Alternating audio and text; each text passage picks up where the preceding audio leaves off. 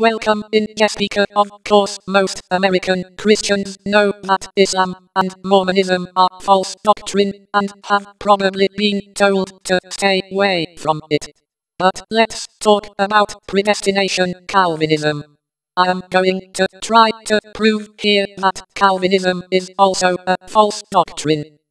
Around 1992, knowing that there was something wrong with the mainstream churches because of their selfishness and support of the Illuminati Babylon government, people that would stab you in the back. I did not know what the Illuminati was back then, and to me the Illuminati is an cruel Nazi-type government that has not been established by God Yahweh. 1 Corinthians chapter 12 verse 28. Around 1992, a man came to my front door and asked me if I wanted to go fishing, and later said that God Yahweh had something for me if I am obedient. This man knew things about God Yahweh that few people know. After about a year, this man said to me the Spirit spoke to him about predestination later to find out the same thing as Calvinism, and I believed him because he never lied before, so I became a Calvinist. Even had Romans chapter 9 painted on the front of my house, which visiting Jehovah's Witness made comments about. But the man kept giving the false government Godspeed and became a Mormon, so I also became a Mormon until I read the Doctrine and Covenants. This Jesus seemed mean and viscous, not the loving Jesus, Yahshua, the Christ that I know.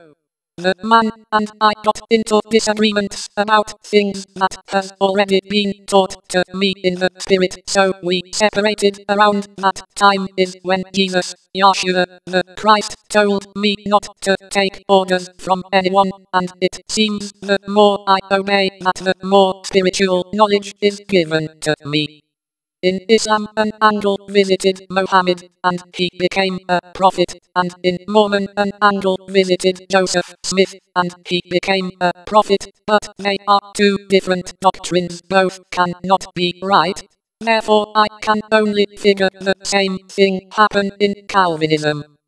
There is some truth to predestination, and that is before Jesus, Yahshua, the Christ, was crucified. Only a few people would have been chosen to be saved, but Jesus, Yahshua, defeated Satan, the devil, and his children, and revoked all of their authority, but they still have their freedom, and they go around creating false gospels.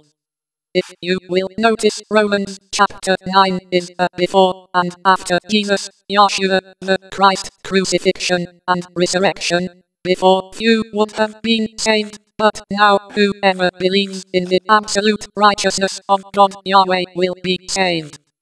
Any doctrine that downgrades who Jesus, Yahshua, the Christ, is part of the Trinity Creator, or downgrades grace, or says God Yahweh is not perfect, and or does things by random is a false gospel.